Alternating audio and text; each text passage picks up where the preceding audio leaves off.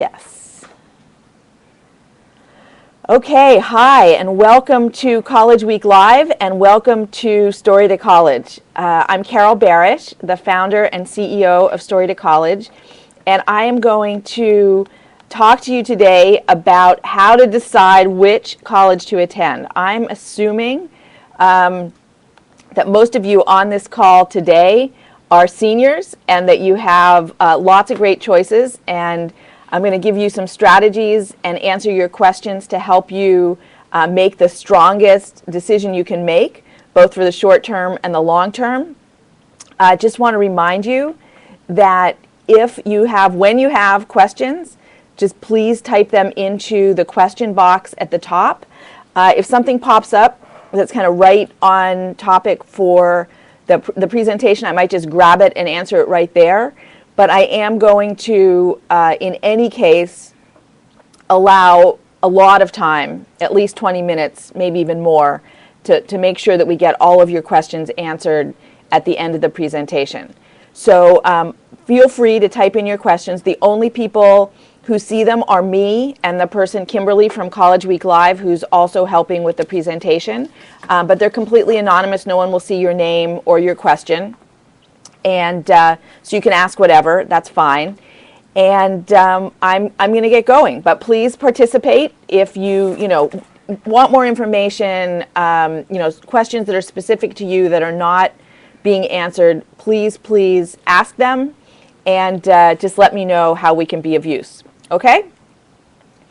All right, so Story to College. I started Story to College in 2010 to empower students to tell their stories and advocate for themselves in college admissions and scholarship essays. And not just essays, but also in interviews and opportunities when you need to make a case for yourself. And some of you, one of the things we're going to talk about later here is just if you need to negotiate for more financial aid. We're going to talk about money. And so obviously advocating for yourself is really an important part of getting the services you need and the money you need and all aspects of your education in the strongest possible foundation for you to succeed in college. My goal is that you take away from this webinar really specific strategies and tactics you can use to land with the most secure foundation at the college that's really the best fit for you. So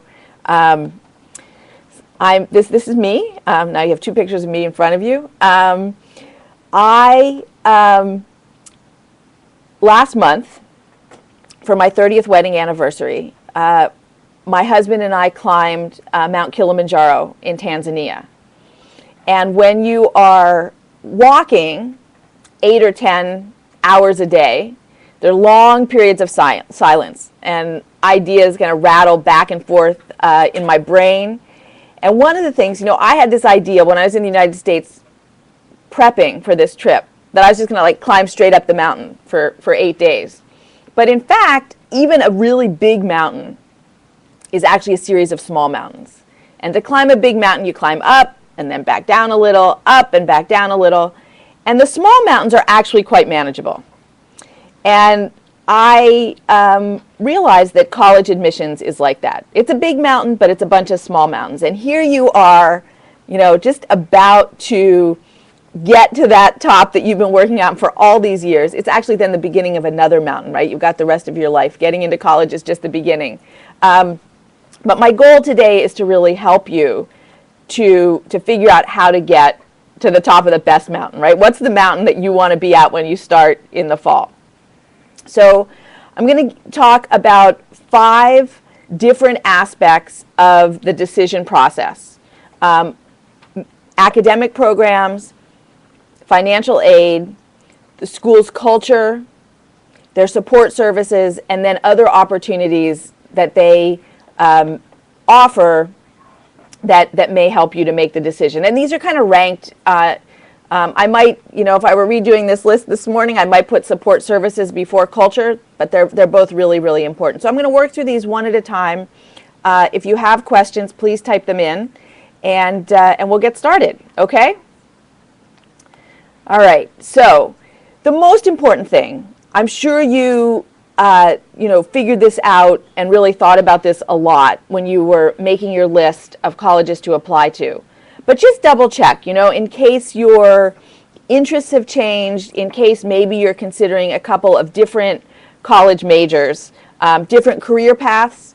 I just got a call from my daughter, who's a sophomore at Yale, trying to decide between a couple of different extracurricular opportunities. They're both big and important and a part of who she wants to be, after college. So that, you're probably going to have decisions just like that. Between majors and extracurricular programs. But the most important thing is, does the college have a really strong program in your major area of academic and perhaps pre-professional interest? If you're not sure what you want to major in, do they have strengths in a lot of different departments, right? If you maybe want to be an engineer, but maybe you want to do politics, make sure that the school has both strong engineering and also strong political science. Or strong engineering and then you can run for class president, right? Just make sure that the things that are really core to you and important to you are covered and covered strongly and in great depth in the schools that are at the top of your list. And when I talk about, when I refer to the flexibility of the courses of study, right? You may have said, oh, I want to major in engineering. But civil engineering, roads and bridges, is really different from nanotechnology. Little things that go inside the cells in your body. Engineers design and build both of those things. So now is your opportunity, look at each of the colleges you've gotten into, each of the colleges you're still thinking about and deciding between. Like, which courses would you take? Which professors might be your advisor? Whose primary research might you be a part of? I think that if you have, all things being equal, a school where undergraduates have opportunities to do primary research with professors, really doing, working side by side with the professor on actual research, it's a huge benefit. It will really make education more fun. You'll be working at a much more in-depth way, and it also prepares you for a lot of different types of jobs. So all things being equal, look for those opportunities that go beyond the classroom, right? And primary research is one of the most important of those kind of extra bonus opportunities that you want to consider. Okay, so you've got your list down to places where that have the range of academic programs and opportunities that are really important for your growth and your long-term ambitions. How much is each of those colleges going to cost you? I'm going to assume that you've done the calculations and and then, I think it's really important to, if you haven't already, and maybe again, just to have a very honest, fearless discussion with your parents about how much they can pay, how much you're going to need to pay, how much debt can you personally take on as a result of college. And if you think about not just college, but what's all of the education you think that you want to be prepared for the career that you anticipate being a leader in the rest of your life. Do you need to go to medical school, law school, business school? Because a lot of those graduate programs are even more expensive than college. And many times they have far fewer scholarships and fellowships than undergraduate education. So really take a pause and just look at the cost of your overall education and think about your resources and your family's resources in relationship to that whole trajectory. And the goal is to get your undergraduate college to give you types of aid that are grants like that you don't have to pay back rather than loans. A lot of schools include loans in what they call your financial aid package. But again, all things being equal, you want to graduate with as little debt as possible, because you'll need to start paying it back right away. Sometimes you can put it on pause for graduate school. Sometimes for certain types of careers, teaching in some urban areas will do debt forgiveness while you're teaching. But really you need to think about that, that debt as your responsibility to pay back starting as soon as you graduate from college. So need to be really matter of fact and common sense about that. And many students don't know that actually the financial aid offices at the colleges you are applying to is full of people who want to help you. So if you're trying to figure out how you're going to pay for one college versus another, maybe you've gotten a big financial aid package at one college, but you'd really rather go somewhere else, it's fair and reasonable to call the financial aid office and ask them, to show them the other offers and ask if they can add anything to your package. Sometimes they can, sometimes they can't, but it absolutely never hurts to ask. If you don't ask, you won't get anything else. So if you really need it, if you're not going to be able to attend their college without additional grants or assistance of some type, definitely let them know. And if there's an admissions officer, a specific admissions officer that you were working with, maybe your regional rep or something like that who came to your school, you can also let them know, that you'd really like to attend their college, but in order to do so, you need, X amount of money. And you can, just tell a story about your situation,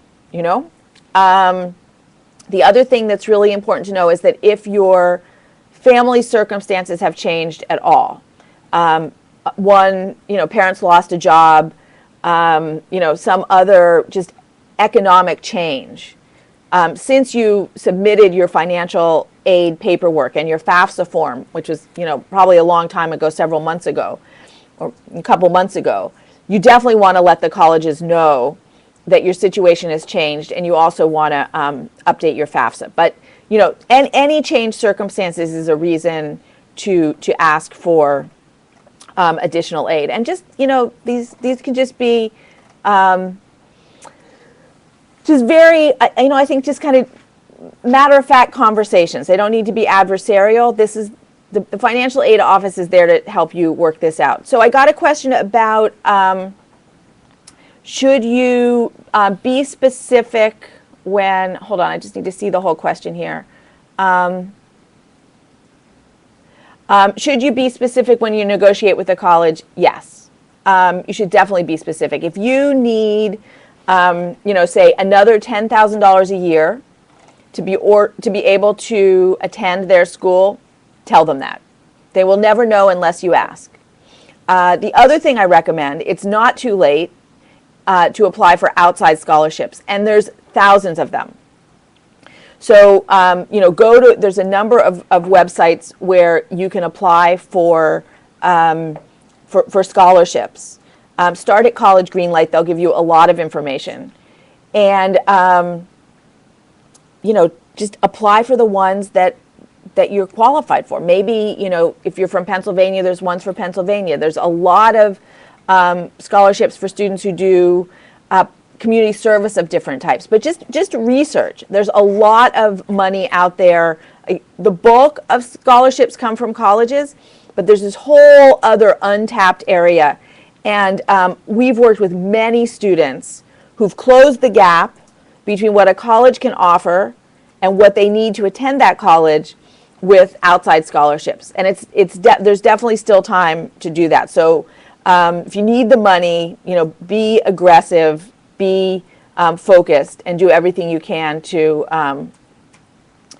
get that money that you need. Okay, so we've got another question about what if you have large medical bills? If the large medical bills were not included in your FAFSA, you should let the school know about that as well. That's one of those big categories of expense that different colleges deal with differently. but you should absolutely let the financial aid office know at each of the schools that you're considering seriously. Either I have or my family has medical bills of let's say $100,000 a year, and I need additional aid because it appears like my family has a lot of income available for my college, but in fact it's going to these medical expenses. Just be matter of fact, straightforward. You're having a conversation with a person who wants to help you. Okay, so there's a question. The question about scholarships to Canadian universities for American students. I actually don't know the answer to that one, but I will. Carol.barish@storytocollege.com. The person who asked that question, just send me an email, and because I think that's really specific, I can answer it, but I'll answer it later just for you. Okay. All right. So let's move forward. Unless there's another.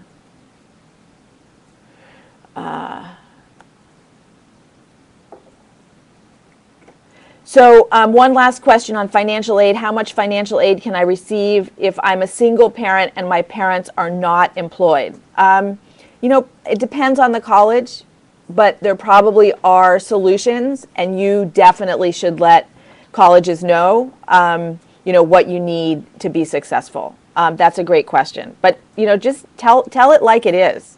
Tell them what you need and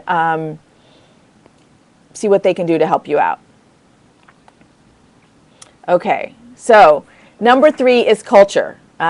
This is, I think, a Duke, either football or basketball game. So what type of school? So you've got your academics under control. You've got the financial aid you need everywhere. Lucky, lucky you. Then what do you consider? Okay, so what's the community like? What are the things that you really valued about your high school community? When you were applying to college, what were you looking for that maybe you didn't have in your high school community?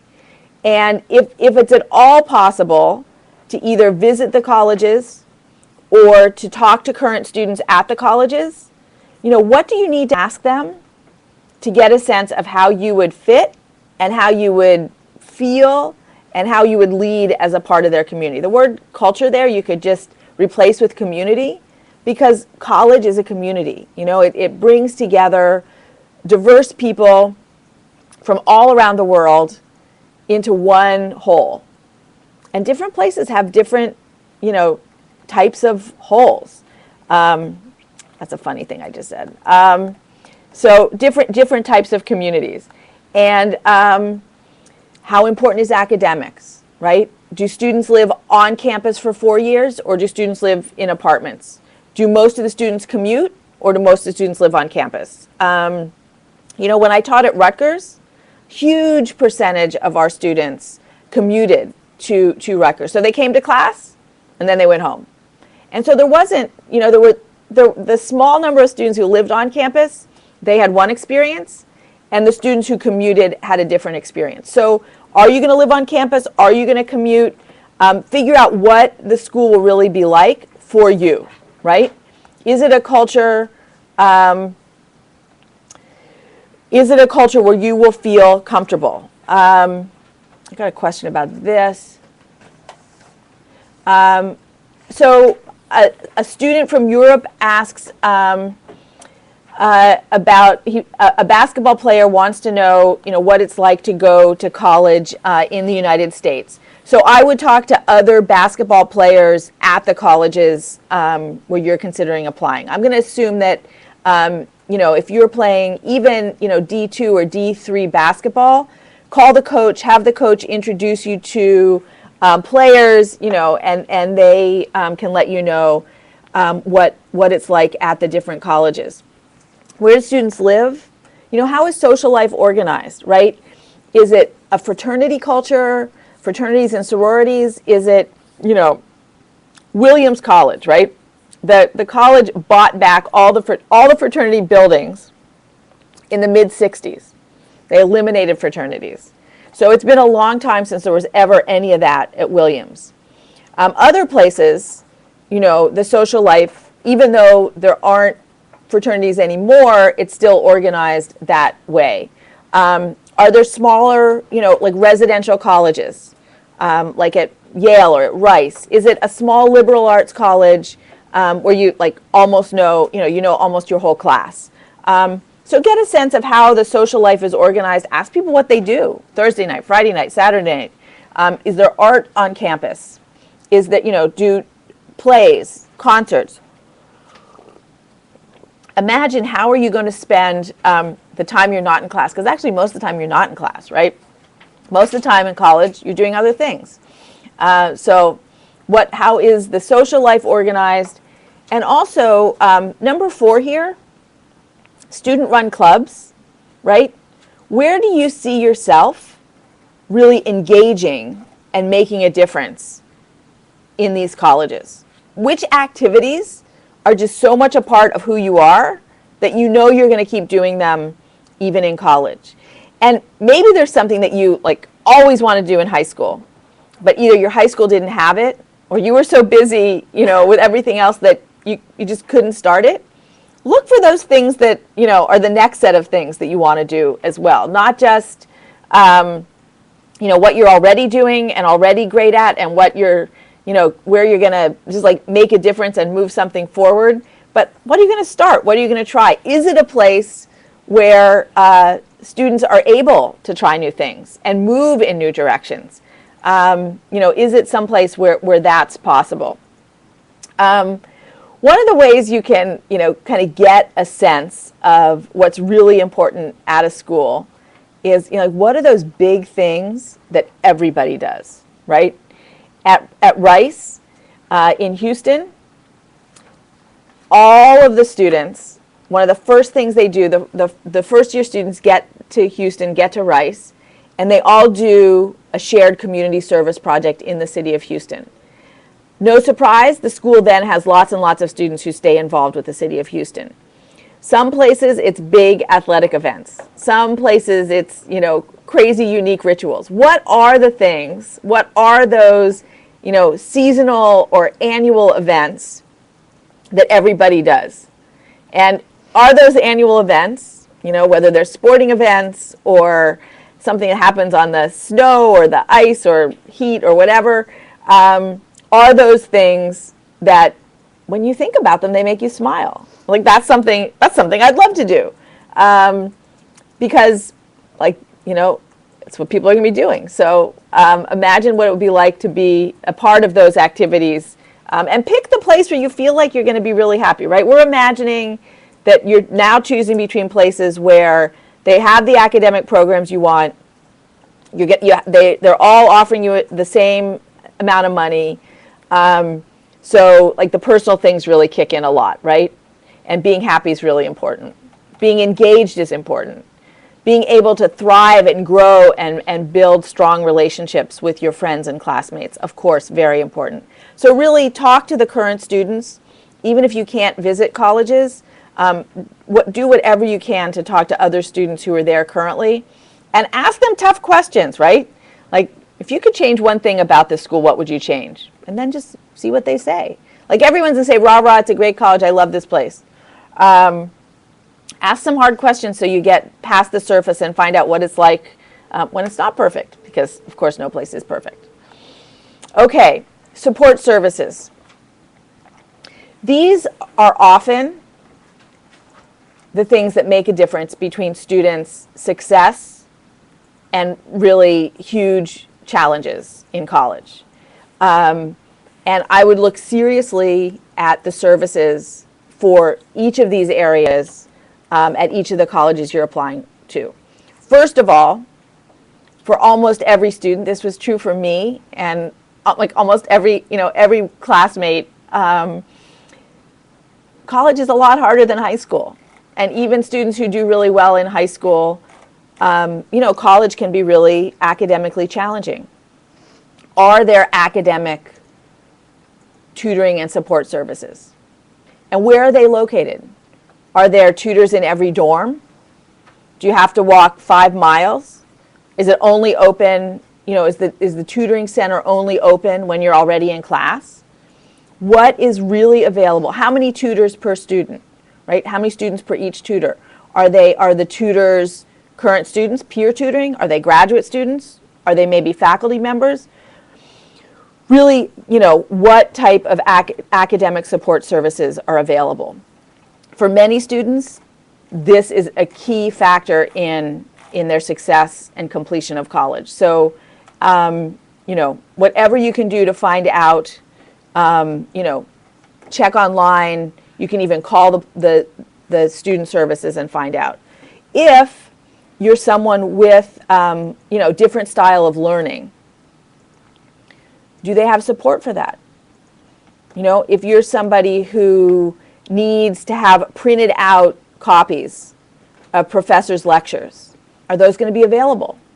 If you're somebody who needs extra time or your own room to take tests, if you have documented, learning differences, schools are legally required to offer you those services. So usually it says that on the website it'll be disability services, but really specifically ask if the services you need will be provided.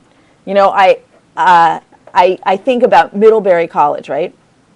The Center for Learning Services, which includes learning disabilities, is right in the library, right? Anybody who needs those services, they are right there.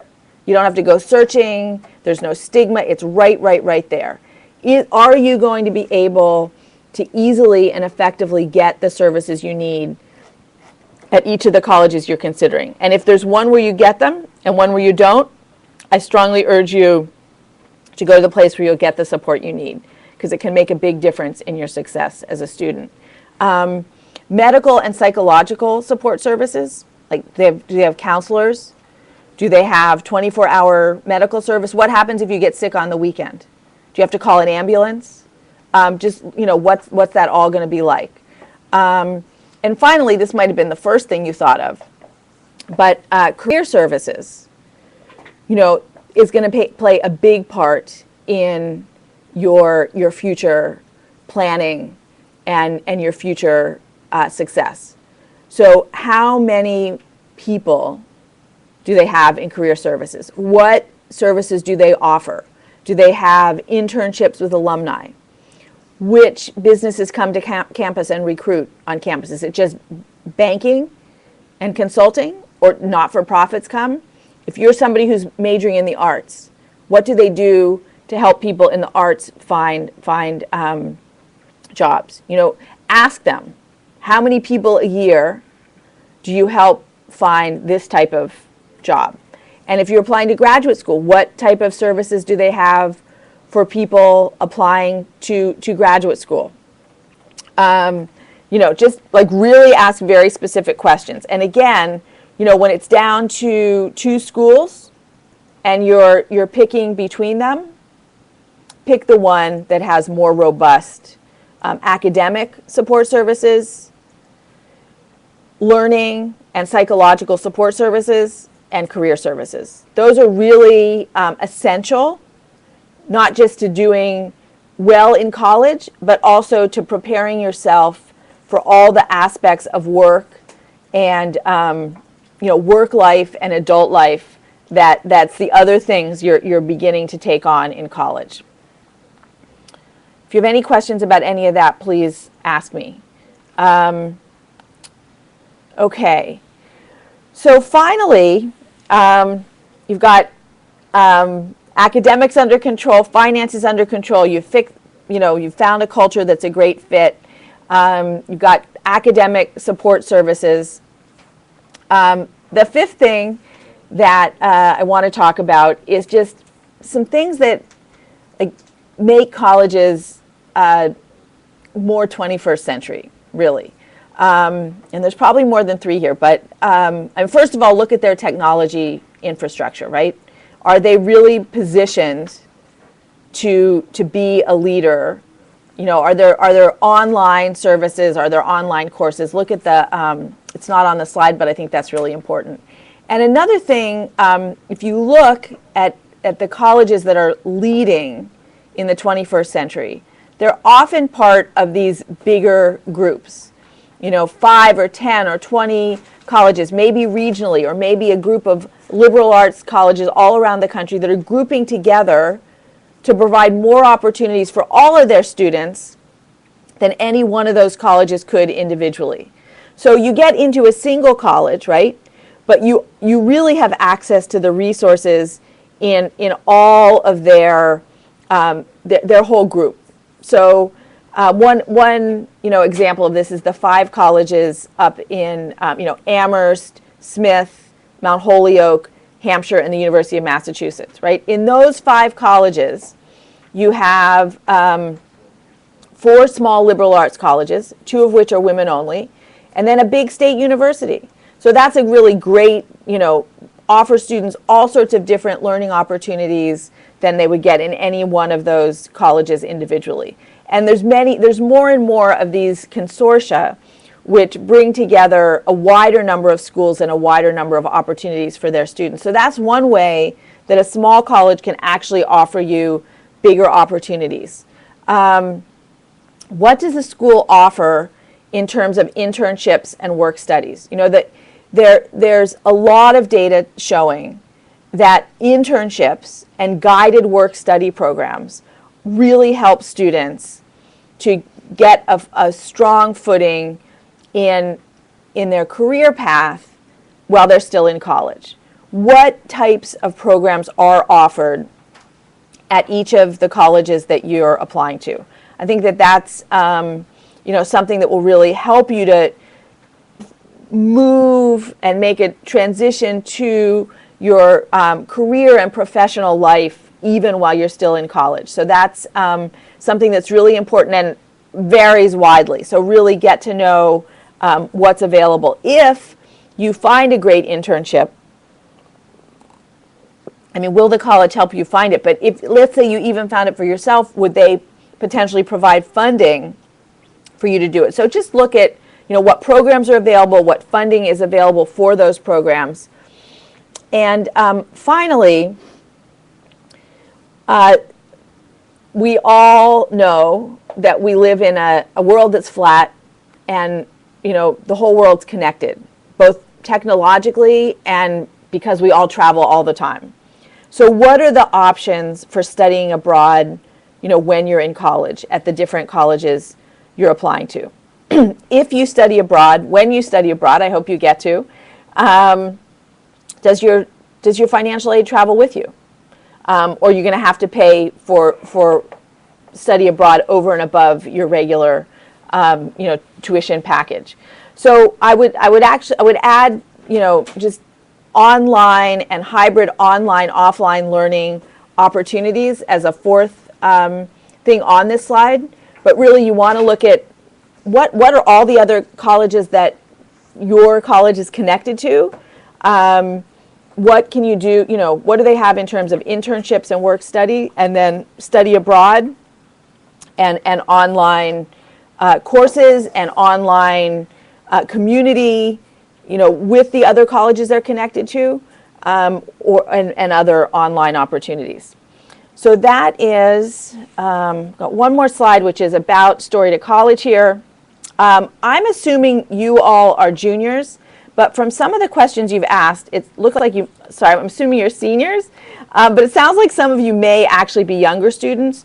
So at Story to College, we teach students how to write authentic and powerful college admissions and scholarship essays. We offer courses in the summer and coaching packages. Please let us know if we can support you. You can email getstarted@storytocollege.com. We have a 2-webinar series starting on the 29th of April that really gets into the meat of college admissions essays, how to write successful ones. If you know a junior who's just starting the process, please have them, give them the link, and we'd be happy to connect with them. This is the end of my presentation. I'm happy to answer the rest of your questions. I have another question about sports, which I'll answer in a second. But please feel free to type in other questions you'd like me to answer, either about making decisions about where you want to go to college, or any other aspect of the college admissions or scholarship process. The question about sports was, how do you get in touch with coaches regarding sports in college? You should go to the NCAA website, NCAA, and they'll tell you the exact rules and the times that you're allowed to do different things. And I would just follow those guidelines, because it's very strict, and coaches can't actually, reach out to you except in very specific periods. So, so I hope that answers your question. If there's more questions about sports, feel free to type them in, or more questions about financial aid. It looked like that was, yeah.